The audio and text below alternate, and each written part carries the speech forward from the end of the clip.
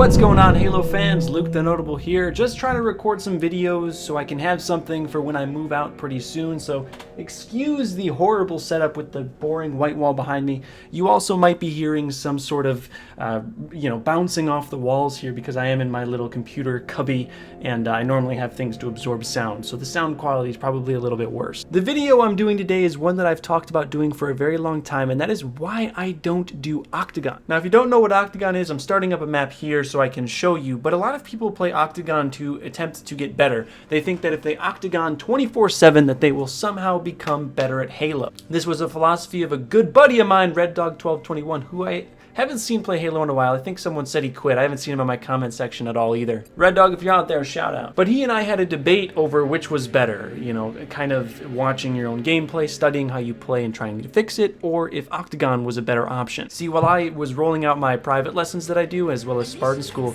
he was saying how he was taking players under his wing as well and octagoning with them hours per day, and they were getting better as well. Essentially, Octagon is just a place where you come down. This isn't the right game mode. Normally you start with a pistol like I have here, and you just pistol people all day long. Pistol people in the arena. A lot of times there's instant spawns, so it's just pistol, pistol, pistol action. Now, the reason I don't like to do Octagon is because, in my own opinion, Octagon does not simulate what you're going to find out there on the battlefield in real Halo gameplay. Octagon seems to be a habit that a lot of older fans like to get into. They like to do, people that have been playing Halo since Halo 3 like to play Octagon because that's what worked back then. Now, if you look at Halo 3 gameplay, it's very heavy on battle rifle. Pretty much, the battle rifle was the only gun you needed to do well, which is not true in Halo 5. In Halo 5, all of the weapons are balanced in a way where they're good at different things. The pistol isn't going to be best at close range, and the pistol isn't going to be best at long range. There are going to be different options for each engagement. So developing your pistol shot will help you in gunfights. Sure, I'm not saying Octagon has no purpose. It does help with gunfights. But in the grand scheme of things, just being good at Octagon, being a good Octagon player, doesn't mean much for your skill in the actual game.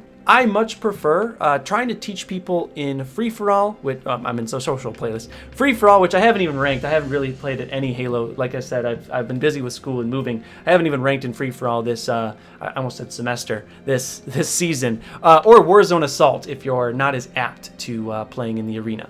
The reason is that these not only have a lot of pistol engagements, but they also have a lot of assault rifle, storm rifle, and other weapons that you can bring into the mix as well. I did a video for classic fans coming to Halo 5. It was a video about how a classic fan can kind of adjust to Halo 5 sandbox and all that, and I talked about something called hyper magnum syndrome. Hyper is a prefix in the medical field, which just means more. So high blood pressure is hypertension. Hyper magnum syndrome just means that you tend to use your magnum a little bit too much, and I see this a lot in my private lessons in Spartan School with fans who have said that they've played the game since Halo 2 or 3. Older fans tend to use their magnum a lot more, especially in situations where they should be switching to something like an assault rifle or a storm rifle. We're gonna have to put it on expanded. It's too early in the morning to find a Warzone Assault game on balance, but that's okay. We don't mind missing some shots. A good Halo 5 player knows when to switch between their magnum and their assault rifle, and if you don't know when to do this, if you can't fluidly do this throughout a game, you're not going to do well. I've never made a video recommending that someone play Octagon because I feel that playing Warzone Assault or Free-for-All can teach you so much more about the core gameplay mechanics of Halo 5. Doesn't look like we're going to find a Warzone Assault game right now. It's only, it's not prime time, and you're not going to find one even on expanded. Especially during the week. I think last time I did a live comm, I did it on a weekend. Or maybe I didn't, I don't remember. So we're just again going to simulate this, what it looks like if you have hyper magnum syndrome. You can definitely see this in your own games in theater. I always say if you really want to get good at the game, every hour that you play, you should watch at least one game of theater. The rig is a map where there's a lot of close quarters, like up here, Long Haul. There's a lot of situations where having an assault rifle can get you the upper hand, especially on someone who uses their pistol a lot. So I'm just going to pick up, I shouldn't waste the scatter shot, but I'm going to show you what it kind of looks like when you have hyper magnum syndrome. So I already saw that there were two red guys over here. Someone with hyper magnum syndrome would just run straight in. I'm playing too smart. Some guy would just run straight in to those two guys, even though they had a close range advantage, even though he was in a close range situation, and still use his magnum to try to get the kills. They will will always, if you have hypermagnum syndrome, what I'm trying to say, you will always run with your magnum out. You'll never switch to your assault rifle. You'll always try to get those magnum kills, even in close range. That invis guy's. So in this situation, you know, a good player would think, okay, I'm going to be doing some close range encounters. I should whip out my assault rifle just to see if there's anyone down here when you're pushing in. And then when you're transitioning to this spot where there's going to be a little bit more people, you would want to whip out your pistol. But you see, oh, I'm still working on getting Claw down, guys. That was a little messy. I haven't played Halo 5 in a while with the release of Halo Wars 2. But you see how easy it was for me, pretty much effortlessly, to take down those two guys using my assault rifle? That's what your gameplay kind of want to looks like. Obviously, you want to make it look more polished, but again, I haven't played Halo 5 in like weeks. But when you have hypermagnum syndrome, you're going to try to magnum encounter all of these dudes that come up in these close quarters encounters. That would have been a lot easier of a fight had I used my assault rifle. You might see yourself pushing a guy like this who has the assault rifle, and he obviously took me down and melted me, especially with the help of his teammates. So you're going to see encounters like that. When you're watching your gameplay, try to see how many assault rifle kills you get, how many magnum kills you get, and if you get a lot more magnum kills than assault rifle kills, you may want to think, you know, maybe I should whip out my assault rifle more. So you might be around close quarters, especially on a map like the Rig, still with your pistol out. That is telltale hypermagnum syndrome. You might see something like this where you're close. Oh, that guy was bad. I shouldn't have killed him. He should have killed me. But you might try to challenge someone close range with your pistol like that, even though they have an assault rifle.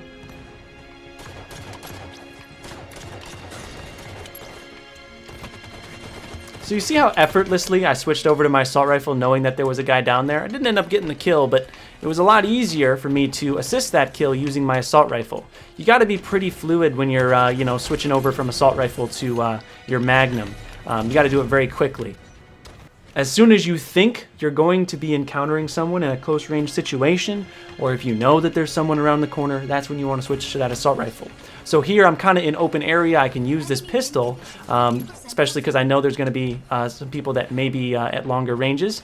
But I kind of saw someone over here, and I'm expecting there to be a close range fight, so I'm bringing out my assault rifle. Nothing ended up happening, but as soon as I transition over here to something long range, I'm whipping out that pistol. But then as soon as I see someone on my radar, whipping out that assault rifle. Yeah, a scatter shot, but whatever. On the fly tips! And Octagon doesn't teach you this, and I think, in my own opinion, it makes this problem worse. People that Octagon all the time do have real bad hypermagnum syndrome. It's just bad, because you think, oh, all I have to do is pistol everyone to win, but this is what you can learn if you're playing free-for-all, Warzone Assault, or even Team Arena like I am without a warm-up after not playing for 3 days. I'm normally pretty good, guys, seriously. I also noticed that people who have hypermagnum syndrome also generally aren't very stealthy when they need to be. I mean, obviously that's an encounter where I need to pull out my pistol, but I'm all the time, if I have my assault rifle out, I'm crouching around corners. Even if it's something like if I'm rushing into, say, bunker, or I think someone's around this corner, I might be crouching around that corner just to give myself a little bit of stealth aspect. Anyway, for all of those reasons, I believe that you shouldn't solely play Octagon. I'm not saying never play Octagon. Octagon can be very helpful in increasing your accuracy. But when you're really working on your shot, I really do recommend going into free-for-all or Warzone Assault, because it does teach you how to switch those weapons, teaches you how to be, you know, move around the map and keep making sure that you always have the right weapon for the right situation. If you have any questions, about your gameplay, please comment them down below. Love reading comments. I read all of my comments. Some of you don't know that I do read them all multiple times per day. So go down there. I love reading them. It's one of my favorite parts of about YouTube. I've had too much caffeine. I'm stuttering and everything. But I do want to thank you all for watching. Please stay notable, and I'll see you in the next video.